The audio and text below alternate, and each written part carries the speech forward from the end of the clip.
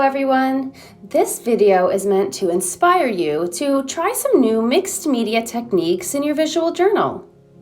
So to start, create an interesting background. I'm going to do a collage here of just some different colors of pages from magazines. I'm trying to avoid words when I pull out pieces from the magazine pages, and I just want to make sure that the colors of the pages look good together. So I'm working with a color scheme.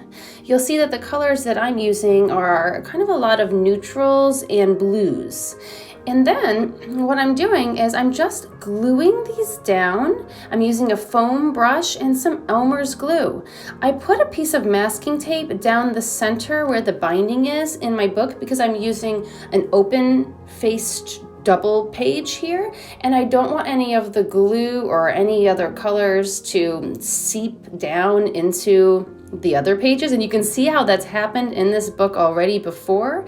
So by putting the masking tape on top of where there was the bleed through before, we're going to just cover it all up and I'll have a nice plain background to work on. So you can see as I'm gluing down my magazine sheets, I'm placing them mostly in a vertical lined pattern. You don't have to have a pattern. In fact, you can place your pages any way you want. You do just want to make sure that you're putting your adhesive on the bottom of the papers and on top of them to really get it to all glue down. You could use a product like Mod Podge for this, but like I showed you, I was just using Elmer's glue. So now that I'm finished gluing down all of my magazines, I'm going to add a little bit of white acrylic paint on top. This is just going to help blend the colors together a little bit and make the color a bit more subtle. Now, if I put the paint on undiluted, it's going to cover too much for what I want.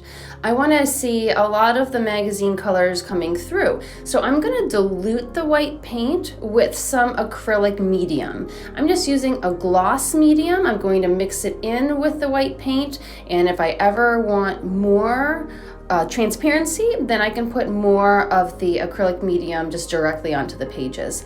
I'm using the same foam brush here. I did wash it after the Elmer's glue, and I also let the glue dry before I put on the paint. To speed up the drying process between gluing and painting, I used a blow dryer.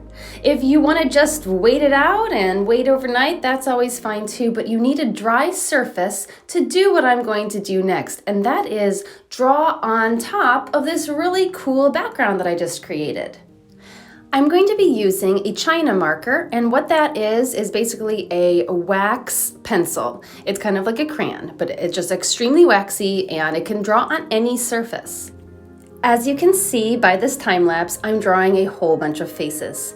I'm thinking of this really as just loose sketching.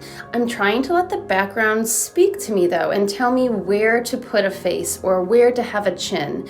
I'm really trying to kind of break the faces and break where there's the nose or a chin, where the colors are changing in the background.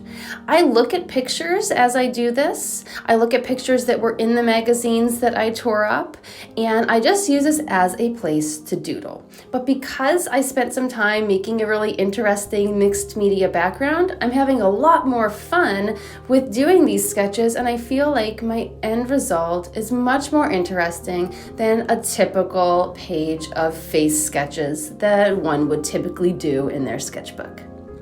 So I hope this video was inspirational to you. I hope it gives you ideas of things that you might want to try in your visual journal. Maybe just creating a mixed media background next time you want to do some sketches will be a fun inspiration for you and push your sketches a little bit further. Thanks for watching. Bye.